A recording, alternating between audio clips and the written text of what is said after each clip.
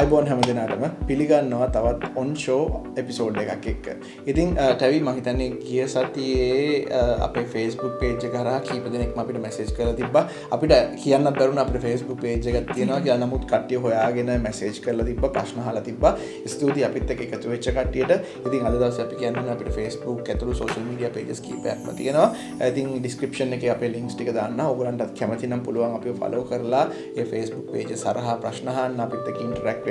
ඉතින් පල්ලෙහාන් ලින්ක් ටික දාන්න. ඕගොල්ලන්ට ආරාධනා කරනවා කැමති නම් අපේ social media pages උත් එක්කත් එකතු වෙන්න කියලා. ඉතින් ටැවි මොනවද වැඩිපුර අහලා තිබ්බ කට්ටිය? ගොඩක්ම කියන මට නෝට් වුණ දෙයක් තමයි. ගොඩක් ප්‍රශ්න අහලා තිබ්බ එක කියන ස්ටුඩන්ට් වීසා ගැන. ගොඩක් අය ඉන්ට්‍රස්ට් එකක් තියෙනවා ස්ටුඩන්ට් වීසා හැර. ඒ කියන්නේ ලංකාවේ සෙටල් වෙලා ඉන්න ඔකියුපේෂන් එකක් තියෙන ස්ටේබල් කෙනෙක්ට ස්ටුඩන්ට් වෙන්නේ නැතුව මයිග්‍රේට් කරන්න ඔප්ෂන් එකක් තියනවාද කියලා තමයි මයිග්‍රේට් කියන්නේ mainly කියන්නේ PR එක. PR එක කියන්නේ. ඔව්. ඉතින් ඉතින් ගොඩක් ස්ටේබල් කෙනෙක් නම් මැචුවර් කෙනෙක්ට නම් ස්ටුඩන්ට් වීසා එක කියන එක තේරුමකුත් නැහැ. සමහරලා කට්ටියට එහෙම ආසත් නැති කට්ටිය ඉන්නවා. ඉතින් ඒ වගේ කට්ටියට ගැලපෙන එක තමයි මේ PR ඔප්ෂන් එක, මයිග්‍රේෂන් ඔප්ෂන් එක. ඉතින් අපි ඕකට ඕස්ට්‍රේලියාවේ කියන්නේ ඕස්ට්‍රේලියන් ජෙනරල් ස්කිල් මයිග්‍රේෂන් කියලා. ඒකෙදි වෙන්නේ ඒ කැන්ඩිඩේට්ස් ලගේ ප්‍රොෆයිල් එකට අනුව ඕස්ට්‍රේලියාවේ දන්නවනේ තියෙනවා ඩිමාන්ඩ් ලිස්ට් කියලා. ඒ ඔකියුපේෂන් එකට තමන්ගේ ප්‍රොෆයිල් එක මැච් කරන්න පුළුවන් නම් තමන්ටත් හැකියාවක් තියෙනවා මේ ජෙනරල් ස්කිල් මයිග්‍රේෂන් කියන ප්‍රොසෙස් එක හරහා ගිහලා ඔස්ට්‍රේලියන් පර්මනන්ට් රෙසිඩන්සි සඳහා යොදුම් කරන්න. මම හිතන්නේ ඕක ගැන තමයි අහලා තිබ්බේ නේද? දැන් එතකොට ජනීත් එහෙම කරන්න කැමැත්තෙන් කෙනෙක් ඉන්නවා නම් මොකද්ද foundation what's the first step? කොහොමද පටන් ගන්නේ? පළවෙනිම දේ තමයි ඉස්සෙල්ලාම ඔබ්වියස්ලි ගත්තොත් ඉතින් තමන් එලිජිබල්ද කියලා චෙක් කරගන්න ඕනේ. කියන්නේ මෙන්න මේ ප්‍රොසෙස් එකේ තමන්ට යන්න තමන්ගේ එලිජිබිලිටි එකක් තියෙනවද කියලා බලා ගන්න ඕනේ. ඔකට ප්‍රධානම දේ තමයි දැන් මේ ප්‍රොසෙස් එක ගත්තොත් මේක අපි කියන්නේ පොයින්ට් ටෙස්ටඩ් සිස්ටම් එකක් කියලා. ඒ කියන්නේ ඒජ් එක, এডুকেෂන්, ක්වොලිෆිකේෂන් වගේ නොඑක දේවල් ඒගොල්ලෝ ඉවැලුවේට් කරලා ඒගොල්ලෝ දෙනවා හැම එකකටම පොයින්ට්ස් වගේක් අසයින් කරලා තියෙනවා. ඔය පොයින්ට්ස් වලින් මිනිමම් පොයින්ට්ස් රික්වයර්මන්ට් එකක් තියෙනවා. ඒක අචීව් කරොත් තමයි ඔකට ඇප්ලයි කරන්න පුළුවන් කියලා කියන්නේ. එලිජිබල් වෙන්නේ. හැබැයි ඒක පොයින්ට්ස් තියනවා කිව්වට ඒක කරන්න ගන්නම පුළුවන් කියලා දෙයක් නැහැ. නෑ. ඒ කියන්නේ පොයින්ට්ස් මිනිමම් පොයින්ට්ස් සම්බන්ධව හරි මට පොයින්ට්ස් අහවල් ගානක් තියෙනවා. ඒ හින්දා මට PR එක හම්බ වෙනවා කියලා කියන්න බෑ. පොයින්ට්ස් මේ කියන අවශ්‍ය රික්වයර්මන්ට් එක ඔයා කම්ප්ලීට් කරලා තිබ්බොත් ඔයාට PR එකට ඇප්ලයි කරන්න මූලික එලිජිබිලිටි ක්‍රයිටීරියා එක ඕකේ වෙනවා කියන එක ඇෂුරන්ස් එකක් තියෙනවා. ඉතින් ඒක තමයි. ඉතින් කෙනෙක් PR එක සම්බන්ධව ඇප්ලයි කියන්නේ ජෙනරල් ස්කිල් මයිග්‍රේෂන් හරහා PR ඇප්ලයි කරනවා නම් ඉස්සෙල්ලාම කරන්න ඕන දෙක තමයි තමන්ගේ මේ පොයින්ට් ටෙස්ට් එක කරගන්න. එතකොට ඒක තමන්ට ඕන නම් හෝම් අෆෙයර්ස් වෙබ්සයිට් එකට ගිහලා තනියෙන් කරගන්න පුළුවන්. ඒගොල්ලෝ මෙහෙමයි. දැන් මයිග්‍රේෂන් සිස්ටම් එකම හදලා තින්නේ හැම ඉන්ෆර්මේෂන් එකක්ම ඇත්තටම බැලුවොත් ඩිපාර්ට්මන්ට් ඔෆ් හෝම් අෆෙයර්ස් ඒ කියන්නේ දෝහා වෙබ්සයිට් එකේ අවශ්‍ය කරන හැම රිසර්ච් මේ කියන්නේ මේ ඩීටේල් එකක්ම තියෙනවා. වීසා චෙක්ලිස්ට් වල ඉඳලම දෙන්න ඕන හැම ඩොකියුමන්ට් එකක් අවශ්‍ය කරන හැම ඩොකියුමන්ට් එකේ ඉඳන්ම මේ ඩිපාර්ට්මන්ට් ඔෆ් හෝම් අෆෙයර්ස් අපි දෝහා කියලා කියන්නේ මේ වෙබ්සයිට් එකේ තියෙනවා. ඒක හොඳට රිසර්ච් කරන්න පුළුවන් කෙනෙක් ඉන්නවා නම් තමන්ට වුණත් මේක රිසර්ච් කරලා තනියෙන් කරගන්න පුළුවන් වෙන ලෙවල් එකකට තමයි මේ වෙබ්සයිට්ස් ඔක්කොම ෆැසිලිටේට් කරලා තියෙන්නේ. ඉතින් හොඳට රිසර්ච් කරන්න පුළුවන් කෙනෙක් ඉන්නවා නම් රිස්පොන්සිබිලිටි එක අරගෙන තමන්ගේ වීසා ඇප්ලිකේෂන් එක කරගන්න පුළුවන් කෙනෙක් ඉන්නවා නම් මේ දේවල් තනියෙන් කරගන්න එක ඇත්තටම අමාරු නෑ. හැබැයි සමහර ලාවටදී එකම දේ තියෙන අර පොඩි දෙයක් හරි මිස් වුණොත් තමන්ගේ සම්පූර්ණ අවුට්පුට් එකම වෙනස් වෙන්න පුළුවන්. හරිද? ඒ කියන්නේ ටික් කරන්න ඕන එක ටික් බොක්ස් එකක් අපි දැකලා තියෙනවනේ ඔය. අනන්තවත් දැකලා තියෙනවා. ටික් කරන්න ඕන එක ටික් බොක්ස් එකක් මික්ස් වෙලා නැත්තම් හිතන්න නැතුව ඩොකියුමන්ට් එකක් මිස් වෙලා ඩොකියුමන්ට් එකක් මිස් වෙලා අඩමාණේට උත්තරයක් දාලා සමහරලාට නොදැනුවත්ව වැරදි දේ ටික් කරලා සමහර රිසර්ච් කරලා ඒ දේ හොයාගන්න බැරුව ගියා. හරියට දන්නේ නැහැ නිකන් හිතිච්ච හින්දා මොකක් හරි හරියට දානවා. එහෙම වගේ වෙලා අනන්තවත් රිෆියුසල් සහ අවුට්කම් එකට බලපාන්න හේතු වෙන්න පුළුවන්. ඉතින් ඒ වගේ හේතු වෙන තමයි ප්‍රොෆෙෂනල් කෙනෙක් ගාවට යන්නේ. නමුත් Tamanට රිසර්ච් කරන්න පුළුවන් නම් Tamanට හොඳට ඒ වගේ රිසර්ච් කේපබිලිටි එක තියෙනවා නම් Tamanට කරගන්න පුළුවන් කැපැසිටි එකක් තියෙනවා නම් මේ සම්පූර්ණ ප්‍රොසෙස් එකම හදලා තියෙන්නේ මේ සෙල්ෆ් මේ කෙනෙක්ට තනියම කරගන්න පුළුවන් වෙන විදිහට. එහෙනම් ඉතින් අපි පොයින්ට් ටෙස්ට් එකක් කරලම පෙන්නමු කට්ටියට. ඔව් එහෙනම් අද දවසේ අපි මේ මයිග්‍රේෂන් වලට අවශ්‍ය කරන කියන්නේ PR අපි සරල භාෂාවෙන් කිව්වොත් ඔස්ට්‍රේලියන් PR එකට අවශ්‍ය පොයින්ට් ටෙස්ට් එක කරන විදිහ බලන්නයි යන්නේ. හරි මම එහෙනම් ටැවිට කියන්නම් ස්ටෙප් බයි ස්ටෙප් මොකද්ද මේකේ ප්‍රොසෙස් එක කියලා. අපි යන ගමන් මේක කතා කර කර අපි වීඩියෝ එකකින් බලන් ඉන්න කට්ටියට පෙන්න ඉස්සරහට යමු නේද? හරි ටැවි. එහෙනම් අපි මේක බේසික් Google search term එකකින් හොයන විදිහෙම පටන් ගමු. හරිද? එතකොට ඔයාට උදාහරණයක් විදිහට ටයිප් කරන්න පුළුවන් Google එකේ Australian PR points calculator, Department of Home Affairs points calculator, PR points calculator. මේ වගේ search term ඕන එකකින් ඔයාට search කරන්න පුළුවන්. ඔයා මොකද search කරන්නට ඇවිද? මම search කරන්නේ Department of Home Affairs points calculator කියලා. එතකොට මේ ගිහිල්ලා Google එකේ මේ search term එක දැම්මහම හරි. ඔය එන option අතරින් මේ immigration and citizenship website කියලා ඉන්නේ. මේක තමයි official website එක. හරි. මේකට තමයි අපි යන්න ඕන. මේකේ link එක අපි මේ අපේ description එකේ පල්ලෙහෙන් දාන්න ලේසියෙන් reference ගන්න කැමති කෙනෙක් ඉන්නවා නම්. නමුත් මේක අපි click කරලා බලමු ඉස්සරහට මොනවද යන්නේ කියලා. Subclass 188, 189, 190, 489, 491 මොනවාද මේ? හරි. ඔය ටික තමයි මේ කියන්නේ skill කියන්නේ point tested system එකේ තියෙන මේ visa categories ටික. හරි. මේක පටන් ගන්න කලින් පොඩි disclaimer එකක් තියෙනවා. අපි මේ දෙන්නේ මේ විස්තර දෙන්නේ ඕගලන්ගේ දැනගැනීම පිණිස විතරයි බලන් ඉන්න කට්ටියගේ. මේක legal advice එකක් නෙවෙයි. ඉතින් legal advice එකක් අවශ්‍ය කෙනෙක් ඉන්නවා නම් registered migration agent කෙනෙක් එහෙම නැත්නම් migration lawyers ලා ඉන්නවා ලංකාවේ ඉන්නවා පිටරටත් ඉන්නවා ඒ කෙනෙක්ව හම්බෙන්න. මේක හුදෙක් ඔයාගේ දැනුවත්භාවය පිණිස අපි මේ කරන එකක්. නමුත් legal advice එකක් නෙවෙයි. එහෙම අවශ්‍ය කෙනෙක් ඉන්නවා නම් අනිවාර්යෙන් migration agent කෙනෙක් migration lawyer කෙනෙක් හම්බෙලා මේ විස්තර ටික කතා කරගන්න. අපි මේ නිකන් කරන්නේ ඔයාගේ eligibility එක check කරගන්න දැනුවත් කිරීම පමණයි. ඔව් ඒ කියන්නේ මයිග්‍රේට් වෙන්න බලන් ඉන්න කෙනෙක්ට ස්ටාර්ට් එකක් එහෙම නැත්නම් self assessment එකක් කරගන්න විදිහ අවශ්‍ය දේවල් ටික තමයි අපි දෙන්නේ. හරි. ඒ හින්දා අනිවාර්යෙන් ඒක මතක තියාගන්න. හරි. ටැවි ඇහුවනේ දැන් මොනවද මේ කැටගරිස් ගොඩක් තියෙන්නේ කියලා. මෙතනින් අපිට කියන්නේ ඔෆ්ෂෝ කෙනෙක් කියලා ගත්තොත් එහෙම වඩාත් වැදගත් වෙන්නේ ප්‍රධාන කැටගරිස් තුනයි. 189, 190, 491. මේවා ගැන අපි ඉස්සරහට පොඩ්ඩක් ඩීටේල් කතා කරමු. අද දවසේ ඔක්කොම මෙතෙන්ට ඇදලා ගත්තොත් අපිට අවශ්‍ය ටික කවර් කරගන්න බැරි වෙයි. හැබැයි මෙතනදී අපිට අවශ්‍ය දේ තියෙන්නේ මේ point system එක, point tested system එක ඇතුළේදී තමන් select කරන category එකත් එක්ක අපිට additional points වගේක් හම්බ වෙනවා. උදාහරණයක් විදිහට 189 කියන්නේ අපි කියන independent visa එකක් කියලා. ඒකෙදි ගියොත් තමන්ට points හම්බෙන්නේ නැහැ. ඒ අරෙන්න 190 කියන කැටගරි එකේ කවුරු හරි ගියොත් එයාට points 5ක් හම්බ වෙනවා. මේක හම්බෙන්නේ Australian government එකේ. හරිද? ඊට අමතරව 491 කියන කැටගරි එකේ ගියොත් එයාට points 15ක් හම්බ වෙනවා. හරිද? ඒක තමයි දැනට ඔයාට තියෙන වෙනස. සහ ඔයාගේ PR එක සහ visa එක grant වුණාට පස්සේ ඔයාට හම්බෙන facilities වල පොඩි වෙනසකුත් තියෙනවා. අපි ඉස්සරහට ඒ ගැන කතා කරමු. උදාහරණයක් විදිහට මේ 491 කියන එක කියන්නේ state sponsored visa එකක් කියලා කියන්නේ provisional visa එකක්. එතකොට PR holder කෙනෙක්ට හම්බෙන හැම benefit එකක්ම මේකේ හම්බෙන්නේ නැති වෙන්න පුළුවන්. ඒ කියන්නේ ඒගොල්ලොන්ට මොන හරි සපුරන්න ඕනේ මොන හරි දේවල් තියෙනවා. එහෙම requirements කීපයක් තියෙනවා. අපි ඒ ගැන ඉස්සරහට කතා කරමු. නැත්නම් මේක unnecessary දික් වෙන්න පුළුවන් හින්දා. එතකොට උදාහරණයක් විදිහට අපි දැනට අපි හිතමු අපි 491 කියන මේ ස්ටේට් ස්පොන්සර්ඩ් කැටගරි එකේ බලමු මොකද ඇඩිෂනල් අපිට පොයින්ට්ස් 15ක් හම්බ වෙන හින්දා. හරි. එතකොට අපි ඉස්සෙල්ලාම කතා කරමු මේ තියෙන ඔප්ෂන් තුනෙන් පොයින්ට්ස් හම්බෙන්නේ නැති තැන ඉඳලා ඉස්සරහට යමු. හරි. එතකොට ටැවි අපි ඉස්සෙල්ලාම සිලෙක්ට් කරලා බලමු මේ 189 කියන කැටගරි එක තෝරගත්තාම මොකද වෙන්නේ කියලා. මේ 189 කියන කැටගරි එක ඇතුළතදී ඔයගලන්ට ගවර්න්මන්ට් එකෙන් එහෙම නැත්නම් ස්ටේට් එකෙන් පොයින්ට්ස් හම්බෙන්නේ නැහැ. එතකොට ඒකෙන් ඔයාගේ පොයින්ට්ස් කැල්කියුලේෂන් එකට ලොකු වැලියු එකක් ඇඩ් වෙන්නේ නැහැ. නමුත් මේකේ වාසිය ගැන අපි ඉස්සරහදී කතා කරමු. හරිද? ඊළඟට මොනවද තියෙන්නේ අපි?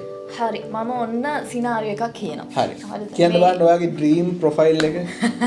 ඩ්‍රීම් ප්‍රොෆයිල් එකට වඩා සාමාන්‍යයෙන් අර මම දැක්ක ගමන් හොඳ ප්‍රොෆයිල් එකක් කියලා කියන්න පුළුවන් විදියට. හරි. ඕකේ.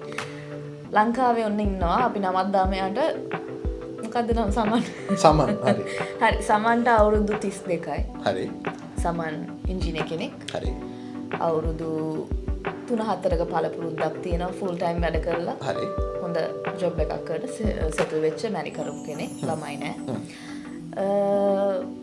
ඉංග්ලිෂ් හොඳයි okay like not the best but yeah හොඳයි ඉංග්‍රීසි මැනේජ් කරගන්න පුළුවන් ලෙවල් එකේ ඉංග්‍රීසි හරි එහෙනම් එයාට අපි පොයින්ට් කැල්කියුලේෂන් එක හයිපොතෙටිකලි කරලා බලමු හරි එතකොට සමන්ගේ වයස කීයද කිව්වට අපි 32 එතකොට ඔයාට පේනවනේ උතන සිලෙක්ට් කරන්න ඔප්ෂන්ස් කීපයක් තියෙනවා එතකොට 32 කියලා කියන එකේදී ඕකේ මෙහෙම බ්‍රේක් ඩවුන් එක මෙහෙමයි වයස අවුරුදු සමන්ගේ වයස අවුරුදු 18ත් 24ත් අතර නම් එයාට ඒජ් එකට ඇලොකේට් කරපු පොයින්ට්ස් වලින් පොයින්ට්ස් 25ක් හම්බ වෙනවා හරිද? එයාගේ ඒජ් එක 25 32ත් අතර නම් පොයින්ට්ස් 30ක් හම්බ වෙනවා. ඒක තමයි allocate කරලා තියෙන maximum point එක ඒජ් එකට. හරිද? ඒතකොට සමන්ට 32 පැන්න ගමන් මොකද වෙන්නේ? සමන්ට පොයින්ට්ස් ප්‍රමාණය අඩු වෙනවා. එතකොට හම්බෙන්නේ යන පොයින්ට්ස් 25යි. ඒ කියන්නේ ඒජ් එක වැඩි වෙන්න පොයින්ට්ස් ප්‍රමාණය අඩු වෙනවා එතන ඉඳලා. ඒජ් එක 40 ඉඳලා 44ට නම් පොයින්ට්ස් 15යි හම්බෙන්නේ. ඒ කියන්නේ දැන් සමන් ඉන්නේ හොඳ මේජ් එකේ. සමන් ඉන්නේ මයිග්‍රේට් කරන්න සුපීරියර් ඒජ් එකේ. හරිද? සමන් තමයි ඩයල් එක. එතකොට හැබැයි තව දෙයක් කියන්න ඕනට ඇවි දැන් මෙතනදී අන්තිමට මම කිව්වේ අර පොයින්ට් ඒජ් එක 40යි 44යි ඉන්න කට්ටියට පොඩි ඩිස්ඇඩ්වාන්ටේජ් එක තියෙනවා පොයින්ට්ස් 15යිනේ හම්බෙන්නේ. ඒ කියන්නේ 40 පැන්න ගමන් ඇත්තම කතා කරුවොත් ඕෆ්ෂෝ ඉන්න කෙනෙක් නම් මාර අමාරු ස්කිල් මයිග්‍රේෂන් කැටගරි එක ඇතුලේ PR එක දාලා PR ඇප්ලයි කරන්න පුළුවන්. ඉන්විටේෂන් එකක් එන ලෙවල් එකට යන එක මාර අමාරුයි. ඉතින් ඒක මතක තියාගන්න ඕනේ. යන්න කැමති කෙනෙක් ඉන්නවා නම් වයස යනකම් නා කියනකම් බලන් ඉන්න එපා. ටක් ගාලා ඇප්ලයි කරන්න කියලා. එතනින් එහාට දැන් අපේ සමන් ඉන්නේ කීයද 25 32 නේ. හැබැයි සමන් ලබන අවුරුද්ද ගිය ගමන් 33ට යනවා පොයින්ට් 5ක් අඩු වෙනවා. සමන් කරන දෙයක් සමන් යනවා නම් දැන් යන්න ඕනේ. සමන් හරියන්නේ නැහැ. ඊට පස්සේ මොකද්ද? සාමාන්‍ය level එකේ English, so I'm just gonna put proficient English. හරි proficient කියන එකත් අපි බලමු. proficient දැන් මෙහෙමයි.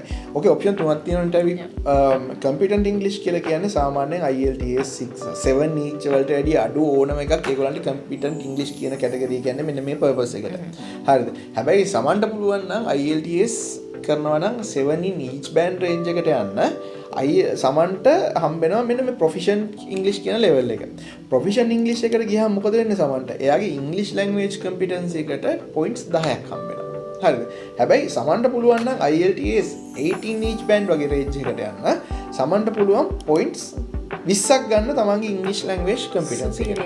කියන්නේ superior English වෙන්න ඕනේ. හරිද? එතකොට IELTS, PTE, TOEFL, OET මේ ඕන එකක් කරන්න පුළුවන් equivalent English language competency එක ගන්න. මේකට ගිහිල්ලා English language skills requirement ගියොත් ඔයගොල්ලන්ට හොයාගන්න පුළුවන් මොන exams වලින්ද ගන්න පුළුවන් සහ මොකද්ද range එක කියලා. ඔව්. ඊළඟට සම්බන්ධ මොකද්ද තියෙන්නේ? overseas skill employment ඒ කියන්නේ ඕස්ට්‍රේලියාවෙන් පිට. දැන් ලංකාවේ. ඔව් මෙතන overseas කියලා කියන්නේ ඕස්ට්‍රේලියාවේ ඉන්න මිනිස්සෙක් බලන විදිහට තමයි ඒගොල්ලෝ overseas කියලා කියන්නේ. එතකොට ඕස්ට්‍රේලියාව ඇතුලේ ආරෙන්න පිට රටවල තියෙන work experience එක තමයි මෙතනදී calculate කරන්නේ. එතනදී සමන්ට දැන් අවුරුදු 3කට වැඩි එක්ස්පීරියන්ස් තියෙනවා. ඒ හින්දා අපි සමන්ට සිලෙක්ට් කරමු 3 to 4 years කියන කැටගරි එක. at least 3 but less than 5 years. less than 5 years කියන එක. හරිද? මෙතනදී මොකද වෙන්නේ? මම ඒකේ breakdown එක දෙන්නම්. උදාහරණයක් විදිහට සමන්ට කියන්නේ ලංකාවේ තියෙන අවුරුදු 3ක් හෝ ඊට අවුරුදු 3කට අඩු එක්ස්පීරියන්ස් එකක් නම් සමන්ට පොයින්ට්ස් හම්බෙන්නේ නැහැ ටැවි. හරිද? සමන්ට ඔය දෙවෙනි කැටගරි එකේ කියන්නේ අවුරුදු කීයද? 3 ඉඳන් 5 අතර එක්ස්පීරියන්ස් එකක් තියෙනවා නම් පොයින්ට්ස් 5ක් හම්බ වෙනවා. හැබැයි ඒකේ ස්කිල්ස් ඇසෙස්මන්ට් එකේදී රෙකග්නයිස් වෙන්න ඕනේ. අපි ඒක ගැනත් ඉස්සරහදී කතා කරන්න. එතකොට ඕවර්සීස් වර්ක් එක්ස්පීරියන්ස් ගත්තොත් ඇවි සමන්ට බැලුවක්වත් අවුරුදු 3ට අඩු නම් එයාගේ තියෙන වර්ක් එක්ස්පීරියන්ස් එක එයාට වර්ක් එක්ස්පීරියන්ස් සම්බන්ධව පොයින්ට්ස් හම්බෙන්නේ නැහැ ඔෆ්ෂෝර් පොයින්ට්ස්.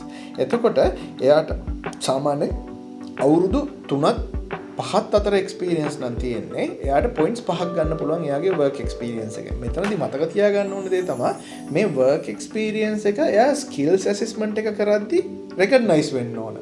හරිද? කරලා තිබ්බ කියලා විතරක් බෑ. මේක අපි ඉන්ඩිකේෂන් එකක් නෙගන්නේ. එතකොට එයාගේ ස්කිල්ස් ඇසෙස්මන්ට් එකේදී මේ වර්ක් එක්ස්පීරියන්ස් එකට අදාළ ඩොකියුමන්ට්ස් දීලා එයා ඒක ඇසෙස් කරගන්න ඕනේ. ඒක රෙකග්නයිස් වෙන්න අපි මේ සම්බන්ධව ඉස්සරහට කතා කරමු. අපි ඒකට පොඩි දෙයක් කියමු. skills assessment කියන්නේ මොකක්ද කියන්නේ? මොකක්ද කියන එක විතරක් කියමු. පොඩි බ්‍රීෆ් එකක් විදිහට දලවම වශයෙන් කිව්වොත් එimhe skills assessment එකක් කියන්නට ඇවි.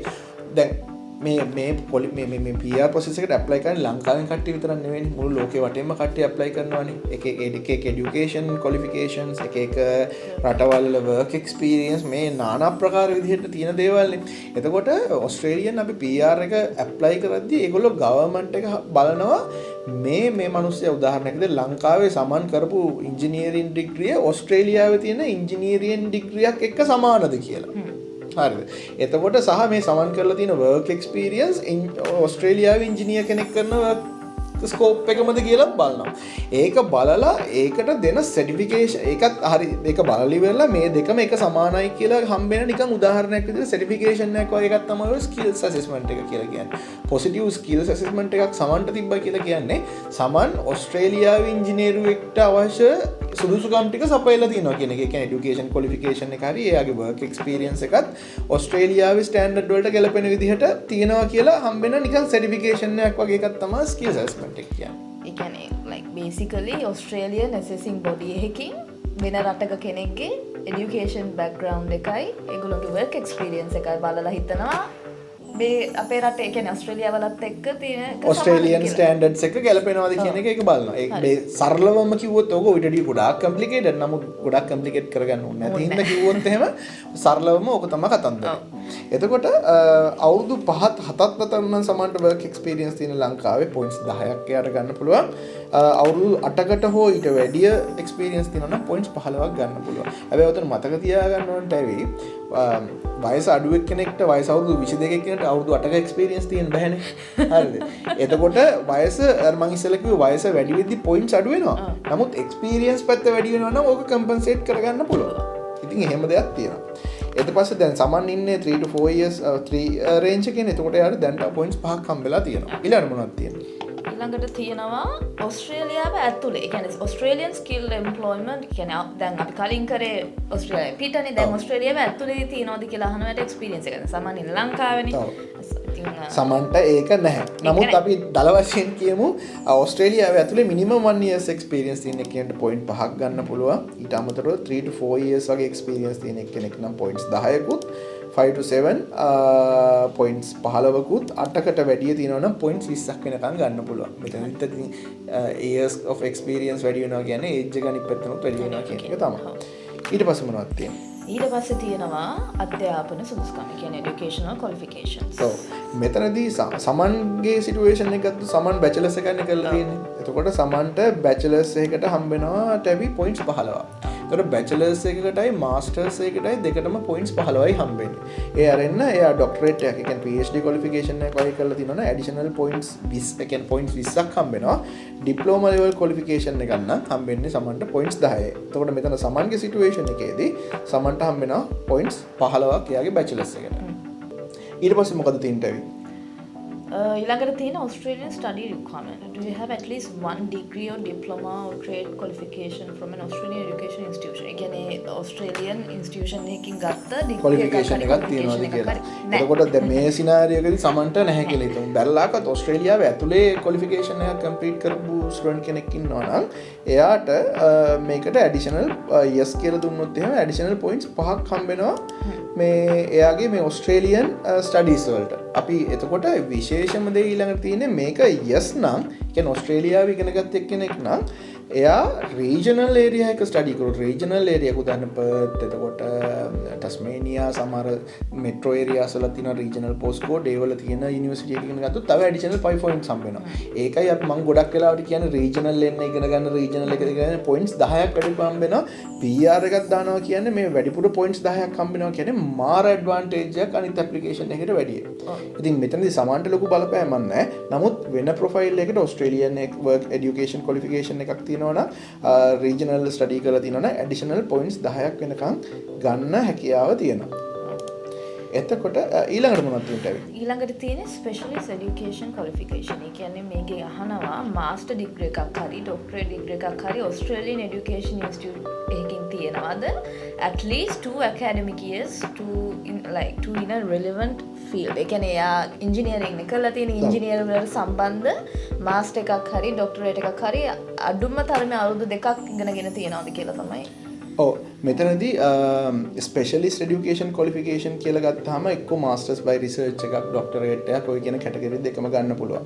එතනදී ඒගොල්ලෝ තියෙනවා ඔකියුපේෂන්ස් කීපයක්.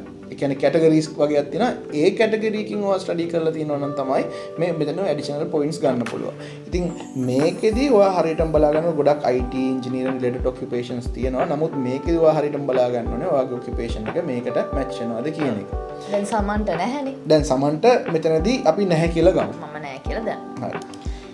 ඊට පස්සේ මොකද තියෙන්නේ? ඊළඟට තියෙන්නේ community language. කමියුනිටි ලැන්ග්වේජ් කියලා කියන්නේ ටැවි අපි නාටි කියලා අහලා තියෙනව නේද? නාටි කියලා කියන්නේ බේසික් තමන්ගේ ලැන්ග්වේජ් එකත් එක්ක ඉංග්ලිෂ් අන්ඩර්ස්ටෑන්ඩ් කරගන්නේ කොහොමද? ඉන්ටර්ප්‍රිටේට් කරන්නේ කොහොමද? ඔන්න මේ වගේ එකක්. ඉතින් ඒක ඔෆ්ෂෝ ඉන්න කෙනෙක්ට කියන්නේ ලංකාවේ ඉන්න කෙනෙක්ට ගන්න බෑ. ඒක කරන්න පුළුවන් ඔන්ෂෝ ඉන්න කෙනෙක්ට. ඔස්ට්‍රේලියාවේ ඉන්න කෙනෙක් තමයි කරන්න පුළුවන්. ඉතින් සමන්ට දැන්ට මේක කරගන්න බැරි හින්දා අපි නෝ කියලා දාමු. එතකොට මේ නාටි කියලා කියන්නේ National Accreditation Authority for Translators and Interpreters. Right.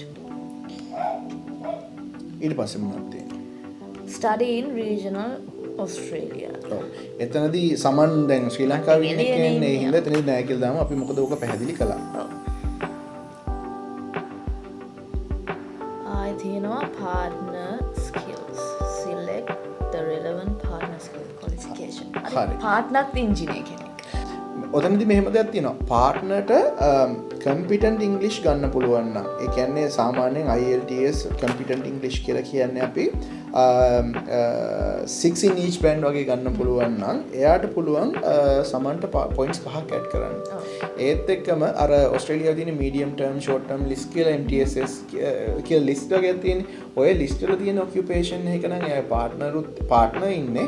පාර්ට්නර්ටත් skills assessment එකක් කරගන්න පුළුවන් නම් පාර්ට්නර්ට පුළුවන් මට පොයින්ට්ස් 10ක් ඇඩ් කරන්න. හරිද? එතකොට දැන් එයාගේ වයිෆ් උත් ඉංජිනේර් කෙනෙක් නම් එතකොට එයාටත් ස්කිල්ස් ඇසස්මන්ට් එකක් කරගන්න පුළුවන් නම් වයිෆ්ට පුළුවන් සමන්ට පොයින්ට්ස් 10ක් ඇඩ් කරන්න. එතකොට අපි දාමු මේකට your spouse or defect. අපි දැනට අපේ මේ පර්පස් එකට අපි නිකන් දාමු 5 points කියලා. sorry competent english normal එක දාමු. ඊට පස්සේ මොකද තියෙන්නේ? ඊට පස්සේ තියෙන්නේ professional year in Australia. මේක වැදගත් වෙන්නේ නැහැ මොකද එයා රටින් එළියේ ඉන්න කෙනෙක් හින්දා. ඔව් සමන්ට මේක වැදගත් නැහැට ඇවි. නමුත් ඔස්ට්‍රේලියාව ඇතුළේ ඉන්න කට්ටියට විශේෂයෙන්ම ඉස්සර accounting ස්ටඩි කරපු කට්ටියට ප්‍රොෆෙෂනල් ඊයර් ප්‍රෝග්‍රෑම් එකක් කරන්න පුළුවන්. දැන් IT වගේ ඉගෙන ගත්ත කට්ටියට ප්‍රොෆෙෂනල් ඊයර් එක කරන්න පුළුවන්. ප්‍රොෆෙෂනල් ඊයර් එක කියන්නේ on job training වගේ එකක්. ඒක නිකන් පාඨමාලාවක් වගේ. නමුත් ඒගොල්ලෝ ආයතනත් එක්ක නිකන් on job training වගේ එකක්. හැබැයි මේකෙන් points 5ක් හම්බ වෙනවා. නිකන් work experience එකක් විදිහට මේක calculate කරනවා. නමුත් සමන්ට අදාළත්වයක් නැත. එතකොට මොකද වෙන්නේ සමන්ටද? අපි total point summary එකේ age එකට 30ක් හම්බෙලා තියෙනවා. English වලට 10යි, work experience outside Australia 5. එතකොට ඔස්ට්‍රේලියාව ඇතුළේ යාට නැහැ work experience. qualification වලට 15යි.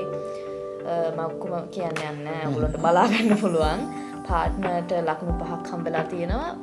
your points in total 65. ඒ කියන්නේ සමන්ට points 65ක් තියෙනවා points ඔක්කොගෙම. points 65 කියන්නේ විශේෂ නම්බර එකක්. points 65 තමයි ටැවි මේ skill migration category එක ඇතුලේ PR එක apply කරන්න පුළුවන් minimum points දාන්න. ඒ කියන්නේ benchmark එක. එතනින් එහාට benchmark එක කියලා කිව්වට ටැවි minimum requirement එක තමයි ඒක. හැබැයි 65 එක occupation එකකටවත් offshore applicant කෙනෙක්ට නම් හිතන්නවත් බෑ points 65ක් තියාගෙන PR එකක්. ගොඩක් points ගොඩක් ඕනේ. ඒක ඕක තමයි කතන්දරේ. ඉතින් හැබැයි points 65ක් minimum වල තියනවා කියලා කියන්නේ ඔයාලට chances තියෙනවා මේක grow කරගන්න. හරි. ඉංග්ලිෂ් කරගන්න පුළුවන්. ඔය onshore ඉන්න කෙනා නාටි ඒ වගේ programs ගන්න පුළුවන් professionally සහ wife skills assessment එකක් කරලා ඒක positive වුණාම තව points 5ක් add වෙනවා. ඉතින් මේ වගේ දේවල් වලින් points ප්‍රමාණය වැඩි කරගන්න පුළුවන්. ඉතින් ටැවි ඊළඟ සතියවල අපි බලාපොරොත්තු වෙනවා එක එක occupations වලට අදාළව invitations ආපු මේ points levels කොහොමද කතා කරන්න සහ විශේෂයෙන්ම මේ general skill migration process එක ගැන පොඩි අවබෝධයකුත් දෙමු. ඒක ඉදිරි සතියවලට. ඉතින් ඒ අතරතුරදී අපි ආරාධනා කරමු හැමෝටම තමන්ට මොන හරි ප්‍රශ්න තියෙනවා නම් මේක ගැන දැනගන්න අවශ්‍ය දේවල් තියෙනවා නම් අපිට පල්ලෙහෙන් කමෙන්ට් කරන්න. එහෙම නැත්නම් අපේ social media pages තියෙනවා Facebook, Instagram මේ හරහා අපිත් එක්ක සම්බන්ධ වෙන්න, message කරන්න, කතා කරන්න අපිට. ඉතින් අපි කැමැත්තෙන් බොහොම සතුටින් ඉන්නවා ඔයගලන්ට මේ ටික පැහැදිලි කරලා දෙන්න. self assessment එකක් කරගන්න. self assessment එකක් කරගන්න නැත්නම් අද දවසේ මේ කරපු exercise එකේ මෙලෝ වැඩක් නැතු යනවා. ඉතින් ඕගොල්ලන්ට පුළුවන් ඕගොල්ලෝ කොතනද ඉන්නේ කියලා බලා ගන්න. මොන හරි මේ සම්බන්ධව ගැටලු තිබ්බොත් අපිට කතා කරන්න.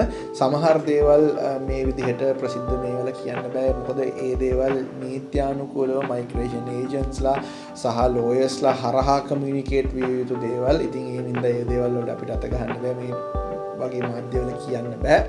නමුත් අපිට කරන්න පුළුවන් ලෙවල් එකේ අපි ඔයගොල්ලන්ට සහයෝගයක් දෙන්නම්. කරලා බලන්න පොයින්ට් ඇසෙස්මන්ට් එකක් කරලා බලන්න තමන් කොතනද ඉන්නේ කියලා බලන්න. එතනින් එහාට කැමති නම් තමන්ගේ process එක start කරන්න පුළුවන්. ඉතින් general skill migration කියලා කියන්නේ ලොකු process එකක්. ඒකේ මේ points test එක තමයි පළවෙනි step එක. රටකට යන්න ඕනේ කියන්නේ ඔස්ට්‍රේලියාව වලට එන්න ඕනේ කියලා ඔළුවේ වැඩ කරනවා නම් ටෙස්ට් එක කරන්න. කරලා බලන්න අපිටත් කියන්න කොහෙද points කීයද points ආවේ කියලා කමෙන්ට් එකක් දාන්න. points කීයද ආවේ කියලා දාන්න. ඔයාගේ occupation එක මොකක්ද කියලා දාන්න. එතකොට අපිටත් පුළුවන් ඔයා කොතනද ඉන්නේ ඔයාට මොකක්ද තියෙන option එක කියලා බලලා උපදෙසක් දෙන්න.